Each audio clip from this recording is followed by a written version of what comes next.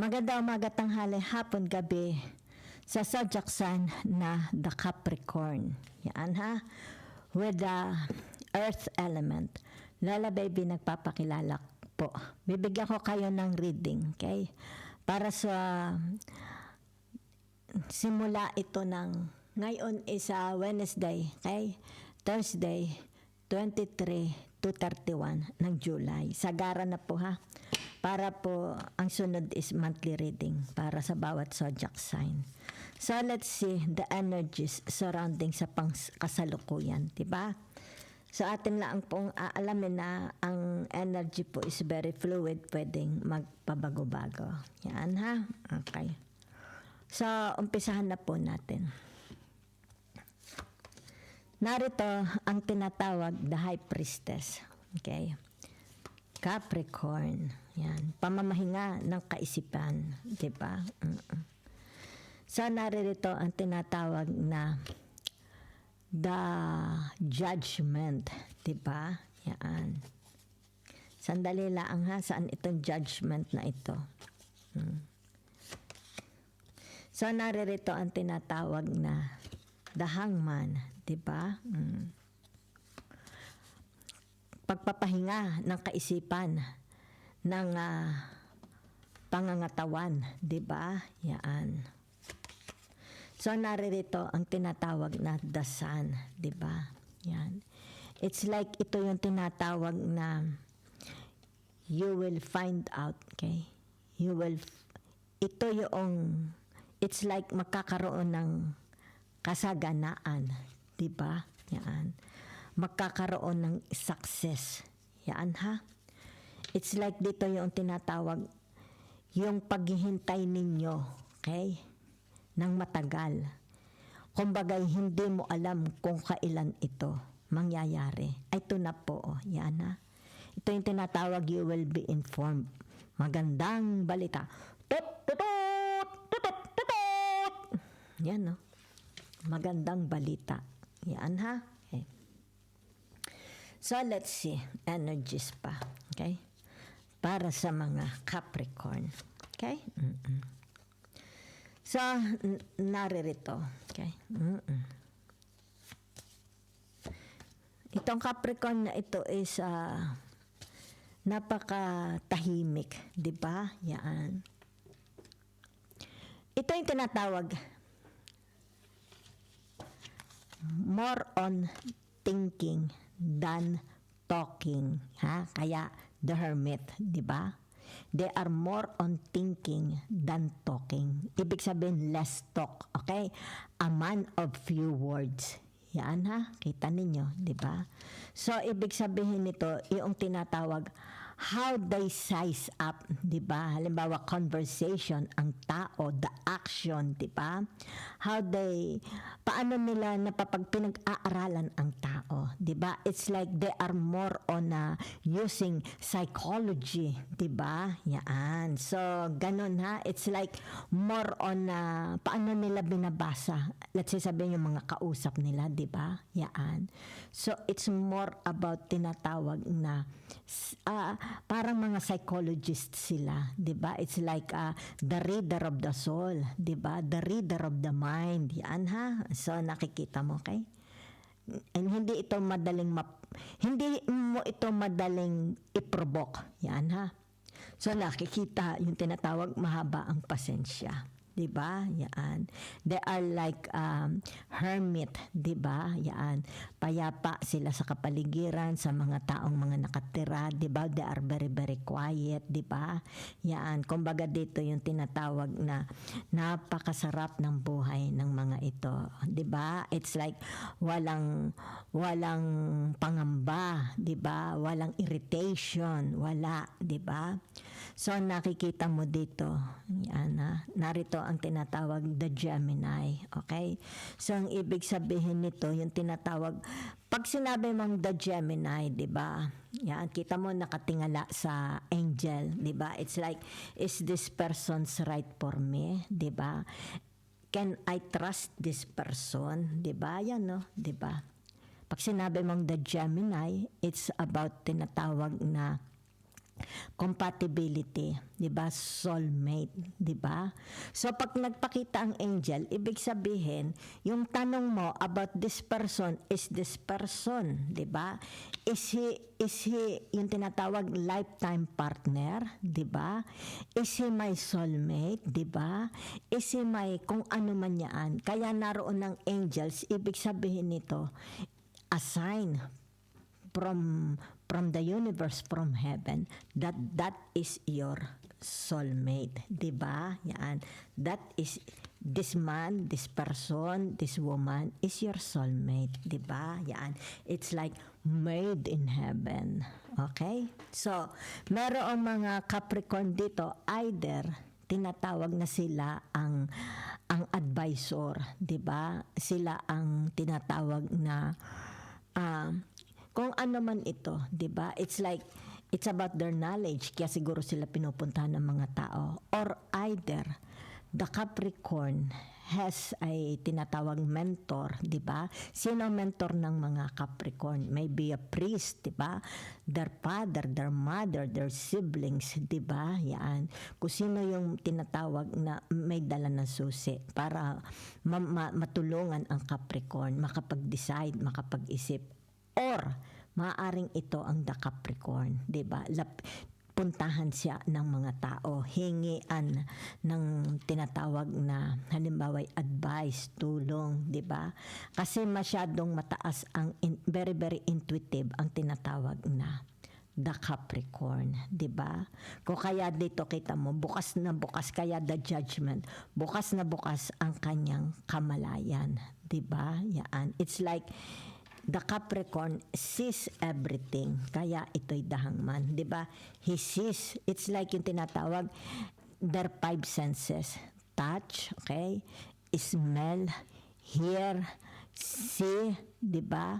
Ano pa, 'di ba? Ano pa? Nalimutan ko na yung isa. Okay? Yan. So, ibig sabihin nito, whatever is this, 'di ba? Kung ano ang nakikita mo, okay? May sagot na. Ito na ang sagot. 'Di ba? Dito, it's like, ito is kino-confirm lang. Okay? Kung ano itong gusto mong i-confirm, ito na. Okay? Yan na. Yan ha? Okay. So, let's say, sabihin na natin, meron kang gustong i-confirm about this person.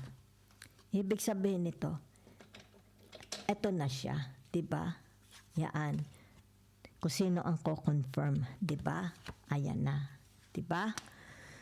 So nakikita mo ang tinatawag na sandali lang ha. Dasan. Itong Capricorn na ito, 'di ba? Yan oh. Okay? Siya yung tinatawag na I am. Ano gayon? The Lord of the Ring. Parang ganon, 'di ba? Yan oh, kita mo. I am the Lord of the Ring. Ibig sabihin, it's like ako ang the wise man, 'di ba? Ako ang, it's like the truth, the way, the truth. Yung tinatawag na ako ang daan, 'di ba? I don't know. It's like ito is like tinatawag na next to God, 'di ba? Ang karunungan ng the Capricorn, 'di ba? It's like next to God, 'di ba? Hindi ba naman pwedeng sabihin siya ang Diyos? Maybe sabihin na natin this Capricorn is a preacher, is a priest, 'di ba? A bishop, 'di ba? Kasi yun ang nakikita ko, 'di ba? It's like tinatawag, I am the light, okay? The light, the truth, okay? The way. Ito, okay? Tingnan nyo ha. The truth, the way, and the light. Diba? Yan. So, ibig sabihin nito, yung tinatawag, ito yung mga karunungan, diba? Ng the Capricorn. Yan ha? Okay. So, ano pa ito? Diba? Meron, ano siya, nakikita mo siya dito tahimik, di ba? It's like nakaupo lang siya. Okay? Yan, matalino ito. Yan, hindi mo maloloko. Yan ha? It's like ito tinatawag hindi siya palaban sa batas, di ba?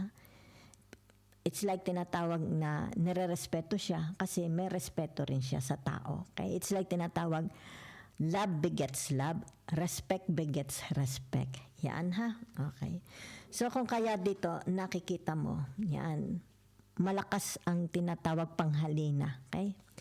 Nang tinatawag na the Capricorn. So ibig sabihin the Capricorn, yan, the way the Capricorn talks, deliver, okay, a talk, a words, di ba?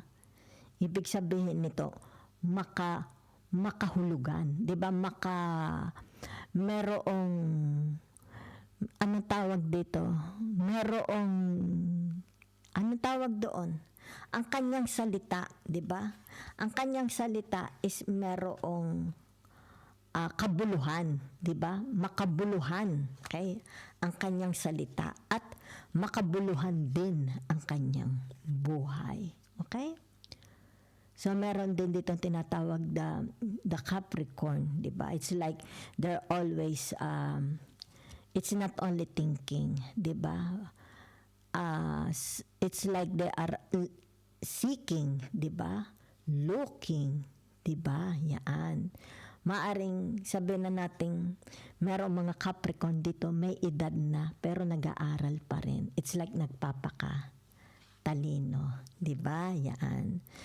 So ibig sabihin the Capricorn is a friend to all. Yan ha. Okay. Kasi pag sinabi mong the lovers, di ba? It's not only about yung tinatawag pag-ibig, di ba? Yan. Nakikita dito Capricorn is a friend to all, di ba? Yan. Capricorn is a life of a party, di ba? So nakikita mo rin dito, it describe here, especially yung tinatawag younger years ng mga Capricorn, di ba? Ibig sabihin, bata pa sila, okay? Isip matanda na, di ba? Okay? Dito nakikita, bata pa sila, nung panahong bata pa sila, isip matanda na sila. It's like, nung bata pa sila, ito yung tinatawag, they have to take care of themselves. Diba? It's like tinatawag, sabihin na natin, maaga silang binigyan ng responsibilidad. Diba? Maaga silang trained sila, mga bata pang maliit. Diba? Na ikaw na ang magpaligo sa sarili mo, ikaw na ang mag-ayos ng kama. Yan, trained na siya. Diba? Yan. So nakikita dito. Kaya kita mo dito, matandang isip sila. Okay? Kahit sabihin mo pang bata ang mga Capricorn, pero nakikita mo for some of them, okay, maybe some or majority of them bata pa pero masyado ng matanda ang pag-iisip, 'di ba? Pwede rin namang sabihin na natin yung kanilang itsura, 'di ba? Ang appearance nila is mukha silang matanda pero bata pa ang edad, 'di ba? Kasi masyado lang silang tinatawag na seryoso, okay? Kaya yung kanilang pagiging seryoso, anong nangyayari, 'di ba? Nagmumukha ngayon silang matanda, 'di ba? Yaan. Kaya dito, kung titingnan mo naman, kung talagang tanungin mo ang edad nila, bata pa sila. Okay? Mukha lang silang matanda sapagkat masyado silang seryoso sa buhay. Diba? Kaya dito kita mo, pag sila ay sumasaya. So there is a success. Diba? Saan mang area sa buhay ninyo yan. Okay? Magkakaroon dito ng tinatawag na transformation. Diba? Yan.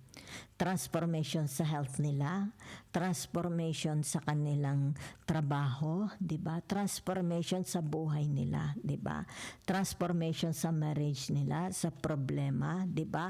Mare-resolve ang problema nila. Let's say sabihin na natin sa mga tao, marriage man ito sa mga tao, sa trabaho, kaibigan, kapamilya, 'di ba? So nakikita mo dito, the Capricorn is tinatawag. There is a holy man, okay? I don't know. Meron lang dito tinatawag holy man, 'di ba? Be the Capricorn, sabi natin a married man or a single man or ano, 'di ba? High respected siya. highly respected. Okay? So whatever is this, it's like tinatawag, iluluklok. Okay? Iluluklok kayo. Yan ha. Okay. Maring tinatawag advisor din ito. 'Di ba tanungan, takbuhan siya oh. 'Di ba kaya dahang man takbuhan. It's like think tank, tagapag-isip, 'di ba? Yan. Tagapag-isip siya ng mga mas mataas sa kanya. Kasi ito yan, 'di ba? Yan o kita mo.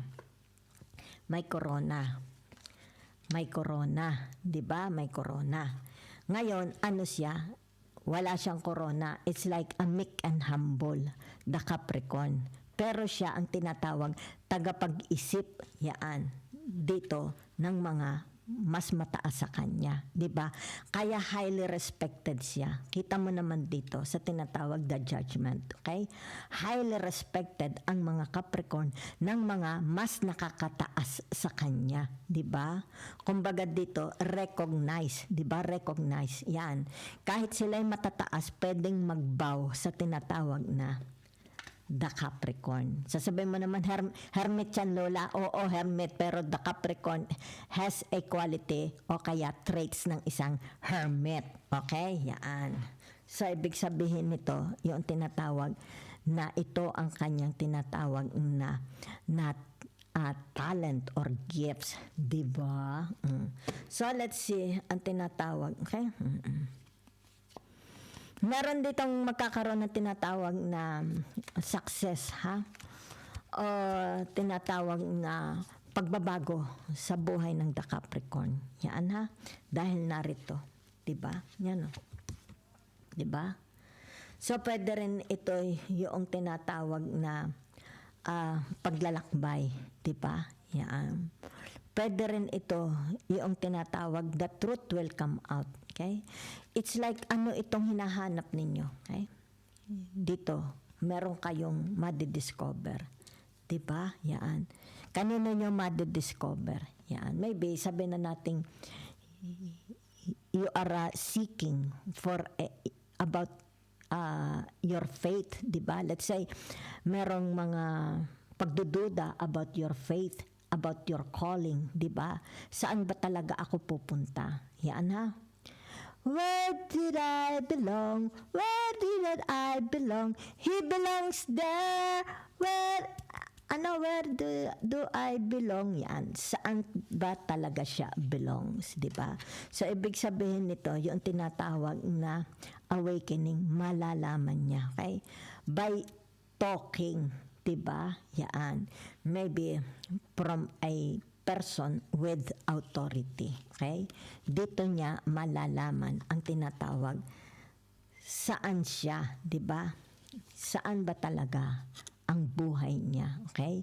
Saan ba talaga ang direksyon na pupuntahan ng buhay niya? Okay? So, meron ditong tinatawag a very, very, very big celebration is coming. Diba? Ibig sabihin nito, yung tinatawag na pananahimik niya. Okay? Yung quietness. Ibig sabihin nito, yaan, darating na. Okay? Darating na. Yan ha? Oo. So, ibig sabihin nito, if you have doubt and fears, it's, let's say sabihin natin, if you are doubting yourself, your faith, your religion, your sexuality, di ba? Kung ano man ito, di ba? Yan. You are doubting. Okay? Pwede rin ito yung tinatawag na mga, anong tawag dito? May mga circumstances, 'di ba? Let's say sabihin na natin sa trabaho ninyo, 'di ba? Pahinto-hinto ang trabaho mo, 'di ba? It's like merong mga pagbabago. Halimbawa sabihin na natin, nako nawalan ako ng trabaho, something like that, or yung trabaho ko is napalipat. May mga interruption, okay? Whatever is this, ibig sabihin nito mga interruption sa buhay ninyo, okay? So, ibig sabihin nito, yung tinatawag na magkakaroon ng tinatawag na may mga announcement po ha. Yan ha. Kung ano man ito, paglalakbay man ito about your career, marriage, di ba? Kasi narito, it's like regalo ito ng universe, di ba? It's like universe will send you a sign, di ba? An angel. Diba? Yan. Kaya nga ito. Diba? Yan o. tinatawag affirmation from the universe. Diba? What is the affirmation of the universe? Ay di ito, the sun, diba? So whatever is this, diba? It's about the fears and your doubt, diba? Ibig sabihin nito, yan, diba? It's like shedding of skin, diba? Yan. So, for some of you here, meron tinatawag mga interruption. Kaya maraming interruption sa buhay ninyo. Yan ha. Na ito is tinatawag na maaalis na. Diba? It's like dire-diretso na. Maaari sabihin natin, ilang beses kang nawala ng trabaho. Diba? Yan.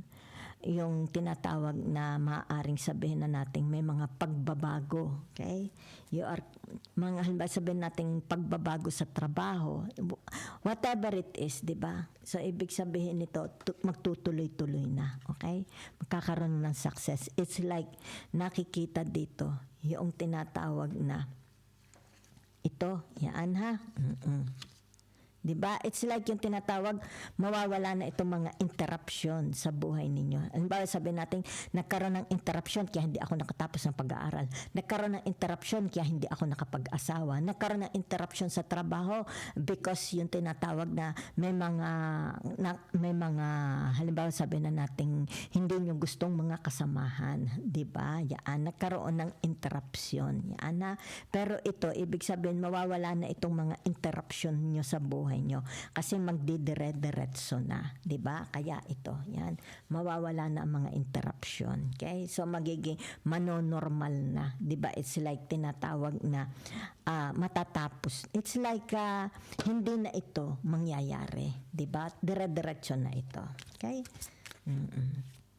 So, it's like dito, kung ano itong mga pinaplano ninyo, whatever is this your pinaplano, magkakaroon ito ng tinatawag success, di ba? Yan. Nagkaroon ako ng interruption. It's like sinasabi mo dito, nagkaroon ng interruption. Eh, bakit? Makakatrabaho na sana ako sa abroad. Eh, bakit? Ay, hindi ako nag-grant ng visa, something, di ba? May mga interruption. Yan, ha? Oo. Kaya dito nakikita, di ba? Yan. Sa tinatawag na the high priestess. Okay, mga nararamdaman ninyo, 'di ba? Let's see the advice and the message from the universe. Yan. Okay, yan, no? Kita ninyo. Narito ang tinatawag na the magician, 'di ba? So ibig sabihin ng the magician, okay? Ito, put it into action, 'di ba? Kung meron ditong mga interruption, maaring ang tinatawag dito, yung tinatawag, you stop. Okay? And tinatawag na examining yourself, di ba? Bakit may mga interruption, di ba? So, ibig sabihin nito, kapain mo ang puso mo. Hanapin mo. Okay? Para magkaroon ito ng tinatawag kasagutan, di ba? It's like, bakit may interruption sa buhay ko? Yan, Capricorn. Ibig sabihin nito, you talk to God, di ba? It's like you talk to heaven, you talk to the universe, di ba? Yan. Bakit merong mga hindi matuloy, di ba? Yan. Kaya the lovers. Bakit may mga halimbawa sabihin nating relationship, 'di ba? Commitment hindi matuloy. It's like naglalagutan, 'di ba? Yaan. Walang tinatawag na it's like hindi mauwi sa halimbawa sabihin na nating kontratahan, 'di ba? Kakaroon ng failures, 'di ba? Kaya nga ito, ibig sabihin nito, 'di ba? It's like consult, 'di ba? Or kung ano man ito. It's like, alamin ko nga, di ba? Ano bang meron ako? Di ba? Kaya nga the moon, di ba? The high priestess. Ano ba? Di ba? Bakit maraming mga hindrance, blockages, di ba Capricorn? Bakit may mga interruption? Ba't hindi may mga, kumbaga dito, pera na nagiging bato pa? So, ibig sabihin nito, talk to yourself, di ba? Ano ba? Has it something to do about my personality? Di ba? Yan. Kumbaga dito, am I really qualified ba? Am I attracting? Kaya nga ito, ibig sabihin nito, it's about your personality. Di ba? Yan. So, ibig sabihin nito yung tinatawag, kasi masyado kayong serious, di ba? So maybe it has something to do. Yung kita mo dito, di ba? Yan, oh. Kaya the lovers, di ba? So maybe it has something to do about, let's say, sabihin natin, you talk, okay? Talk to people na mayroong tinatawag na, okay, authority. Yan, para matulungan. Kaya ito may crown, di ba? Yan. So kaya nga ito yung tinatawag na, di ba, the hermit nasa dilim at ang daleo is nasa liwanag, di ba? So maybe it's all about tinatawag na more mingle, out, social, di ba? Kaya the magician. More yung tinatawag na ikaw is yung tinatawag magsosyal, social, di ba? Visible, di ba? Yan. Hindi, ito yung tinatawag your comfort zone. Narito ka palagi sa tinatawag na comfort zone, di ba? Yan. It's like, nobody will hurt me here, di ba? Nobody will touch me, yan, dito ha. Kasi narito na ang tinatawag the hermit and the hangman, okay? So, ibig sabihin nito, yan, para maalis yung tinatawag interruption, hindrance, blockages, you have to change, di ba? It's like tinatawag, babaguhin ko ang approach ko, okay? My way of thinking, my personality, di ba?